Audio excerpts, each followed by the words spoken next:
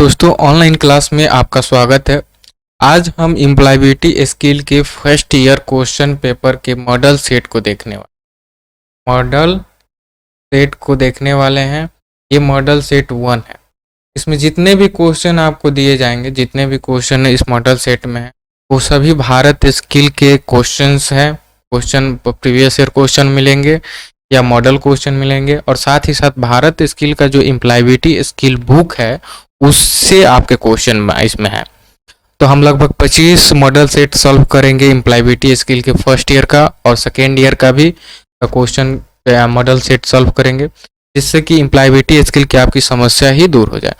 तो देखिए, employability skill का जो first year question paper model से चलेगा, इसमें दोनों लोग दो ट्रेड, मतलब कि फर्स्ट 1 ईयर ट्रेड के लिए भी है और 2 ईयर ट्रेड के लिए भी है। जैसे कि हम बात करें 1 ईयर ट्रेड जितने भी है, जैसे डीजल मैकेनिक हो गया, वेल्डर हो गया, कोपा हो गया, और जितने भी आपके ट्रेड हैं 1 ईयर ट्रेड है, उनका जो फाइनल एग्जाम होगा 1 साल के बाद, क्या होता है, फाइनल एग्जाम होगा। फाइनल एग्जाम, उनको जो क्वेश्चन पूछे जाएंगे एम्प्लॉयबिलिटी स्किल के, तो यही first year question paper model set से ही पूछे जाते हैं। तो ये जितने भी 1 ईयर ट्रेड है, डीजल मैकेनिक हो गया, वेल्डर हुआ, कोपा हुआ, उन सभी का फाइनल एग्जाम के ये ही सब क्वेश्चन इसी प्रकार क्वेश्चन पूछे हैं। तो जितने भी फर्स्ट ईयर ट्रेड है, 1 ईयर ट्रेड वाले हैं, इस वीडियो को अच्छा से देखिएगा, समझिएगा, और हर एक बात को नोट करते हुए चलना है। वैसे ही अगर 2 ईयर ट्रेड की बात करें, जैसे कि इलेक्ट्रीशियन, फिटर हुआ, ट्रैक्टर मैकेनिक हुआ, मोटर मैकेनिक हुआ, वायरमैन हुआ, इनका जो फर्स्ट ईयर का एग्जाम होगा, फर्स्ट ईयर का एग्जाम होगा, तो वो भी इस वीडियो को देखेंगे, अच्छा से पढ़ेंगे, समझेंगे, नोट करते हुए हर एक बात को चलेंगे। ठीक है। आज का जो मॉडल सेट है, पहला मॉडल सेट है, इसको आप अच्छे से देखिएगा तो आपको मालूम चल जाएगा, आप जान जाइएगा कि एम्प्लॉयबिलिटी स्किल के जो क्वेश्चन पूछे जाते हैं एग्जाम में, किस प्रकार के क्वेश्चन आते हैं। ठीक है, तो चलिए थोड़े से देख लेते हैं। एम्प्लॉयबिलिटी स्किल जो है ITI का एक सब्जेक्ट है, और इसका एक अलग से कोई आपका पेपर होगा, CBT होता है, कंप्यूटर बेस इसका एग्जाम होता है, और एग्जाम में 25 को क्वेश्चन पूछा जाता है। 25 क्वेश्चन पूछा जाता है, और एक क्वेश्चन आपका 2 नंबर का होता है, मतलब टोटल 50 नंबर के क्वेश्चन पूछे के नंबर का पेपर होता है। कौन सा? एम्प्लॉयबिलिटी स्किल का। तो समझिए कितना जरूरी है एम्प्लॉयबिलिटी स्किल को पढ़ना। ठीक है, तो हम ऑनलाइन क्लास भी चलाते हैं एम्प्लॉयबिलिटी स्किल का, तो उसको आप देखिएगा, तो वहाँ से थ्योरी समझ जाइएगा एम्प्लॉयबिलिटी स्किल का, और हम मॉडल सेट में क्या करेंगे, क्वेश्चन को समझते हुए चलेंगे। फिर से आपको बता दें, ये जितना भी क्वेश्चन है ये भारत स्किल से लिया गया क्वेश्चन है। ये आपके भारत स्किल का क्वेश्चन बैंक है, वहाँ से मिलेगा। ये सब भारत स्किल का जो बुक है उसमें जो क्वेश्चन दिए गए हैं, सभी क्वेश्चन यहाँ पर आपको मिल जाएंगे। ठीक है, तो चलिए आज का हम क्या करते हैं, क्वेश्चन देखते हैं कि आज का पहला क्वेश्चन क्या है। तो देखिए, यहाँ पर जो पहला क्वेश्चन है, ये क्वेश्चन कह रहा है कि 3R के बारे में कह रहा है कि पर्यावरण को बचाने के लिए 3R कौन। देखिए, एक पर्यावरण को बचाने के लिए एक 3R का निर्माण किया गया। ये 3R क्या है? तो 3R उन सभी वस्तुओं पर लागू होती हैं जो पर्यावरण को हानि पहुंचाते हैं। वे सभी वस्तुएं जो पर्यावरण को हानि पहुंचाती है, उनको इस्तेमाल कर लेकर 3R बनाया गया। 3R में जो पहला R है वो आपका आता है रिड्यूस। ठीक है, रिड्यूस कहता है कि जो इतनी भी वस्तुएं हैं जो पर्यावरण को हानि पहुंचाते हैं, उनका कम से कम प्रयोग कीजिए। ठीक है, उसके बाद है कि रीयूज आता है। रिड्यूस के बाद रीयूज आता है 3R में।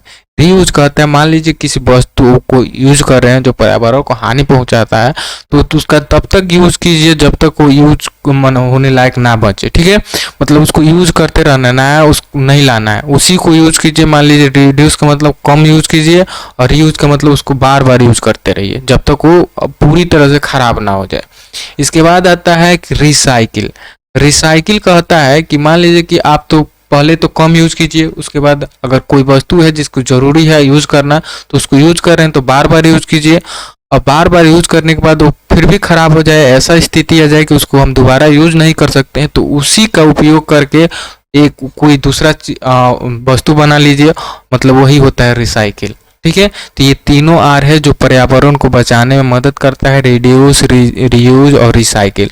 तो हम ऑप्शन नंबर जब डी देखते हैं तो ये तीनों है आपका। देखिए यहाँ पर रिड्यूस भी है, रीयूज भी है और रिसाइकिल है। तो इसीलिए क्वेश्चन नंबर जो 1 है इसका जो सही आंसर हो जाएगा ऑप्शन नंबर डी इसका सही हो जाएगा। चलिए आगे बढ़ते हैं, हम देखते हैं दूसरा नंबर क्वेश्चन। दूसरा नंबर क्वेश्चन कह रहा है कि आधुनिक संचार का नवीनतम और प्रभावी साधन कौन सा है? Which one is the latest and effective means of modern communication. ठीक है, कम्युनिकेशन क्या होता है, संचार क्या होता है, इसको थोड़ा सा समझ लेते हैं। देखिए सूचनाओं को का आदान प्रदान ही संचार होता है। कोई भी सूचना है उसको आप किसी को दे रहे हैं या किसी से सूचना ले रहे हैं, और इसी पूरी प्रक्रिया को हम कहते हैं संचार। ठीक है, समझ गए। तो कह रहा है कि आजकल इन चारों में से देख बताइए कि सबसे ज्यादा किन आधुनिक संचार का प्रयोग किया जाता है। मतलब इन किन में का सबसे ज्यादा उपयोग करके हम सूचनाओं का आदान प्रदान कर रहे हैं इस समय। अभी आधुनिक संचार मतलब क्या, इस समय और नया हो और सबसे ज्यादा उपयोग कर। फैक्स का आजकल यूज नहीं हो रहा है ज़्यादा। वैसे ही डाक मेल का यूज देखें तो इसका भी यूज थोड़ा सा हो रहा है, लेकिन काफ़ी मात्रा में नहीं हो रहा है। ईमेल का अगर हम देखते हैं तो सबसे ज़्यादा ईमेल का उपयोग हो रहा है। आप भी देखे होंगे कि आईटीआई में कोई भी दिक्कत होती है तुरंत सर लोग कहते हैं ईमेल कर दीजिए डीजी के पास, या आपके आजकल क्वेश्चन भी आते हैं जो प्रैक्टिकल को ईमेल के माध्यम से ही आते हैं हर कॉलेज में। तो ईमेल एक ऐसा जरिया हो गया कि जो सूचनाओं का आदान प्रदान करने में बहुत ज़्यादा उपयोग किया जा रहा है।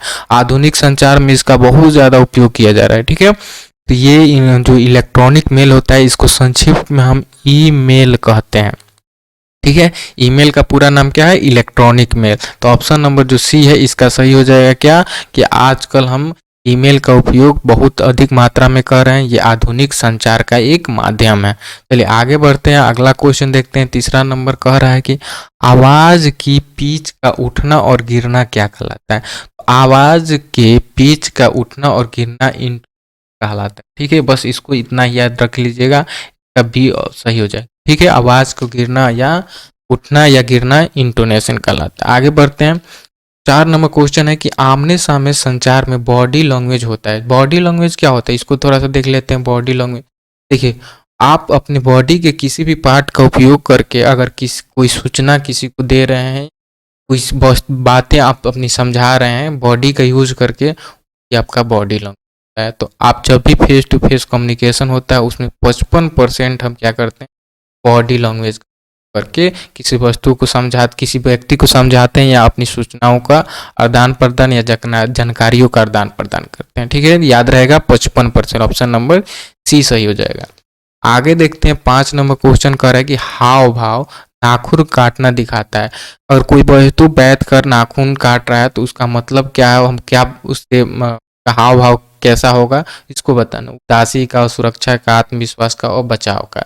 इसका जो सही आंसर हो जाएगा ऑप्शन भी असुरक्षा दर्शाता है। जब कोई व्यक्ति अपना नाखून काटता है तो उसके हाव भाव से लगता है कि वो क्या है, असुरक्षित महसूस कर रहा है। ठीक है, आगे देखते हैं, 6 नंबर क्वेश्चन है कि एसएमएस का विस्तार क्या है। मतलब एसएमएस का फुल फॉर्म बताना है कि एसएमएस का फुल फॉर्म होता है short message service. Option number D इसका सही हो जाएगा। 1992 में पहला एसएमएस भेजा गया था। ठीक है, 1992, इसको भी याद रखिएगा। चलिए आगे बढ़ते हैं, 7 नंबर क्वेश्चन कर रहा है कि 1 बाइट जो होता है कितने बिट्स के बराबर होता है, कितने बिट के बराबर होता है? तो 8 बाइट जो है 8 बिट्स के बराबर होता है। वैसे अगर क्वेश्चन पे 5 बाइट कितने बिट्स के बराबर होते हैं, 8 में 5 से गुणा कर देंगे, मतलब 40 बिट्स के बराबर होता है क्या, 5 बाइट। ठीक है, आगे बढ़ते हैं, देखते हैं क्वेश्चन नंबर 8 कह रहा है कि कंप्यूटर का आउटपुट डिवाइस कौन सा है?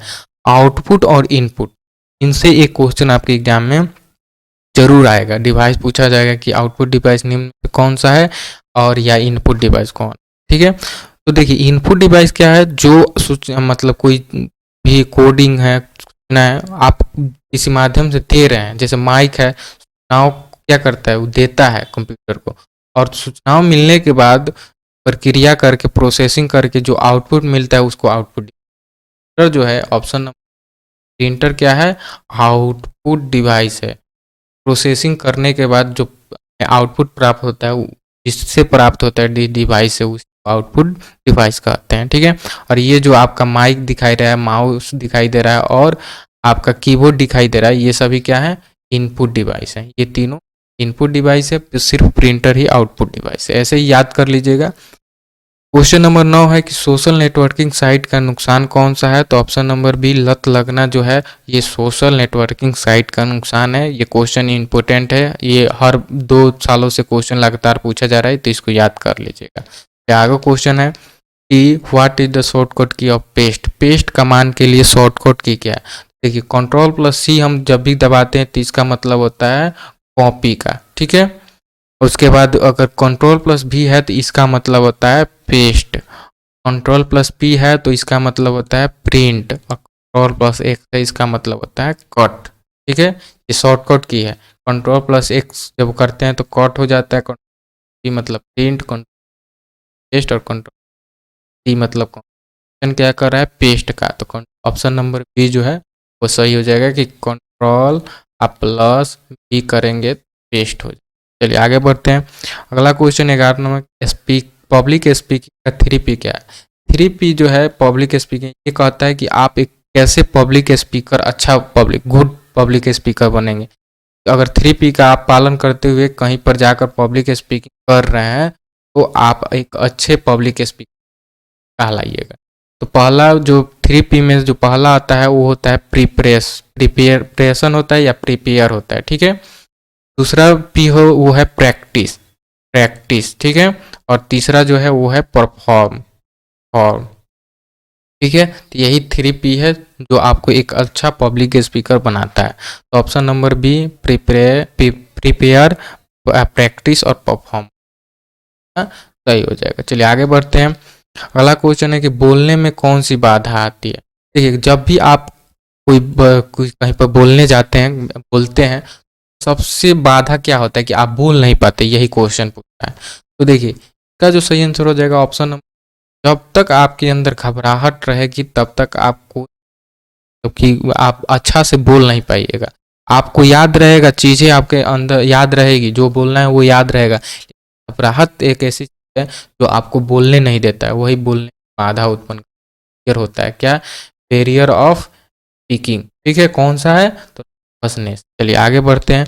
13 नंबर क्वेश्चन है कि क्षेत्रीय, राष्ट्रीय एवं वैश्विक क्षेत्रों में फैले कंप्यूटर नेटवर्क क्या कहता है। ये सभी थ्योरी में हम पढ़ चुके हैं। प्राइवेटी स्किल का जो ऑनलाइन क्लास चल रहा है, थ्योरी में हम सब पढ़ रहे हैं। देखिए जो क्षेत्रीय, राष्ट्रीय या वैश्विक फैला होता है उसका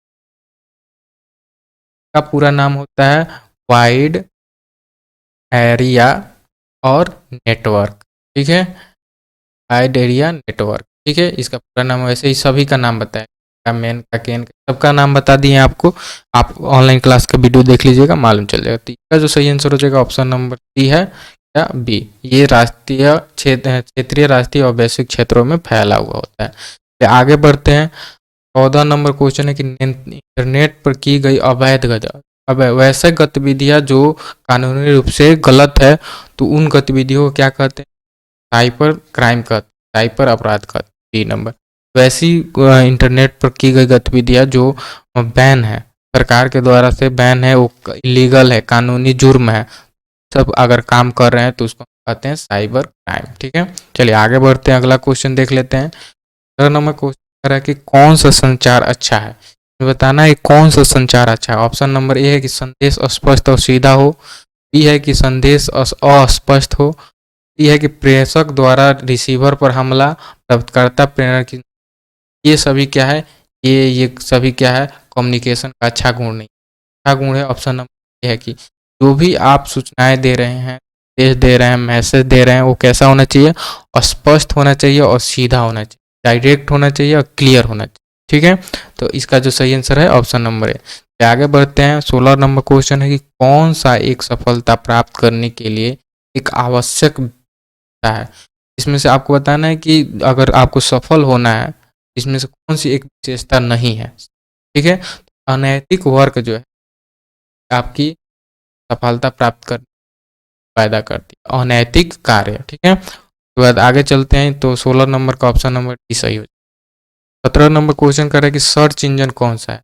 सर्च इंजन हम पढ़ाए थे जब ऑनलाइन क्लास में, तो आपको बताए थे गूगल, याहू, ये सभी क्या है, सर्च इंजन है। तो ऑप्शन नंबर डी जो है सर्च इंजन है। ये आपका साइट कौन सा साइट है, नेटवर्किंग साइट है, हॉटमेल लेकर ये। लेकिन इसमें से जो डी है, डी क्या दे रहे हैं, ये जो डी देख रहे हैं गूगल, ये क्या है, सर्च इंजन। ठीक है, वैसे ही क्रोम की बात करें तो ब्राउजर है। ठीक है, चलिए ये सब क्वेश्चन आपको जरूर एक मिलेगा आपके एग्जाम में, इन सभी को देखते चलना है। देखिए इनपुट वाला आ गया कि इनपुट डिवाइस कौन सा है इनमें से, स्पीकर आउटपुट हो गया, मॉनिटर आउटपुट हो गया, प्रिंटर अभी देखे थे कि आउटपुट। जो जॉयस्टिक है जिस गेम हम खेलने के लिए, ये आपका क्या है, इनपुट डिवाइस है। ठीक है, और इसके अलावा जितने आप देख रहे हैं जैसे स्पीकर है, कमा मॉनिटर है, कमा प्रिंटर है, ये सभी क्या है आपका आउटपुट डिवाइस है। ठीक है, सभी को याद कर लेना है। हो सकता है कि आउटपुट डिवाइस से पूछे कि बताइए मॉनिटर कौन सा चीज़ है, कौन सा डिवाइस है, तो आउटपुट डिवाइस। आगे बढ़ते हैं, 19 नंबर क्वेश्चन कर रहा है कि एक्सेल से हाँ, एक्सेल, वर्ड और पावर पॉइंट में जरूर पूछा जाएगा। पर MS एक्सेल में एक फार्मूला डालने के लिए हमें ऑपरेटर के साथ शुरू करनी चाहिए। जो भी आप ऑपरेटर डालेंगे, कौन सी एंट्री इसमें दी जाती है, तो देखिए सबसे पहले आपका इक्वल टू आता है। ठीक है, उसके बाद ऑपरेटर आता है। ठीक है, उसके बाद सेल रेंज आता है, सेल रेंज। सब बताएं कि सेल रेंज क्या होता है, ऐसे लिखा जाता है। इक्वल टू का प्रयोग होता है फार्मूला लिखने में। तो ऑप्शन नंबर, चलिए आगे बढ़ते हैं। 20 नंबर क्वेश्चन है, MS एक्सेल में वर्कशीट के संग्रह के रूप में जाना जाता है। जब आप MS एक्सेल पर काम कर रहे हैं, वर्कशीट में भी वर्कशीट है, उन एक जगह पर इकट्ठा करके रख रहे हैं, तो उसको कहते हैं वर्कबुक। ठीक है, वर्कबुक कहा जाता है। क्या कहा जाता है, वर्कबुक। ठीक है, आगे बढ़ते हैं, ऑप्शन नंबर बी हो जाएगा। चलिए 21 नंबर क्वेश्चन है कि रोम का विस्तार कीजिए। रेम, रैंडम एक्सेस मेमोरी, रोम, रीड ओनली मेमोरी, सब क्वेश्चन पूछा जाएगा। तो इसका भी सही हो जाएगा। रोम का फुल फॉर्म क्या है, रीड ओनली। 22 नंबर क्वेश्चन करें कि समूह चर्चा में दिए गए क्षमा करें में, देखिए जब भी एक्सक्यूज में बोला जाता है, कब कहीं पर बाधा डालते हैं तो एक्सक्यूज में बोला जाता है। तो ऑप्शन नंबर सही हो जाएगा। क्या, एक्सक्यूज मी मतलब हो, एक्सक्यूज में अगर कहीं बोल रहे हैं तो इसका कार्य में आप बाधा डाल रहे हैं। आगे बढ़ते हैं, 23 नंबर क्वेश्चन कर रहा है कि ABC, देखिए सेफ्टी से क्वेश्चन आ गया, तो सेफ्टी से भी इम्प्लॉयबिलिटी स्किल में सेफ्टी भी पढ़ना है। ठीक है, ABC of first aid stand up, प्राथमिक चिकित्सा में ABC का अर्थ क्या है, तो ABC का मतलब, A का मतलब होता है एयरवे, B का मतलब होता है ब्रेथिंग और C का सर्कुलेशन। में देखिए कहाँ पर दिया गया, तो एयरवे, हाँ ब्रीथिंग एंड सर्कुलेशन, मतलब वायु मार्ग, श्वसन और प्रचालन। तो ऑप्शन नंबर बी इसका सही हो जाएगा। ये सब याद करके रखना है, इसी प्रकार के क्वेश्चन पूछे जाते हैं, सिंपल क्वेश्चन पूछे जाते हैं जो डाउटफुल हो। ठीक है, इसीलिए आप क्या करना है, एक बार जितने भी मॉडल सेट हैं दिए जाएंगे उसको एक बार देख लेना है, देखिए ये जानकारी हो जाएगा कि आखिर में वो जो आंसर है वही क्यों सही है। तो अगर कभी भी एग्जाम में अगर उस टाइप का क्वेश्चन आएगा तो तुरंत आप बना दीजिए। अरे कि भूकंप को किस यंत्र से मापा जाता है, ग्राफ के द्वारा, सही हो जाएगा। आगे बढ़ते हैं नंबर क्वेश्चन, और आज का लास्ट क्वेश्चन सॉल्व करने से पहले हम आपको बता दें कि अभी तक आपने हमारे चैनल को सब्सक्राइब नहीं किया है तो चैनल को सब्सक्राइब कर लीजिए। फिर सर ITI यूट्यूब चैनल पर आपको ITI से रिलेटेड जॉब की जानकारी, साथ ही साथ स्टडी मटेरियल भी प्रोवाइड कराए। चलिए, तो संचार जिसमें शब्दों के उपयोग के बिना सूचनाओं का आदान प्रदान शामिल है, क्या कहलाता है। देखिए जब भी आप, देखिए दो प्रकार हो गया कि आप अगर सूचनाओं शब्दों का उपयोग नहीं कर रहे हैं, ठीक है, तो इसमें बोल कर नहीं कर रहे हैं, लिख कर कीजिए, तो उसको कहते हैं लिखित संचार। हम आपको बताएंगे, अगली क्लास में चर्चा करेंगे कि कम्युनिकेशन के बारे में। तो चलिए आज के वीडियो में बस इतना ही, मिलते हैं। आज के क्वेश्चन का PDF डाउनलोड करने के लिए डिस्क्रिप्शन में लिंक दिया गया है, उस पर क्लिक करके आप आज के क्वेश्चन का PDF डाउनलोड कर सकते हैं।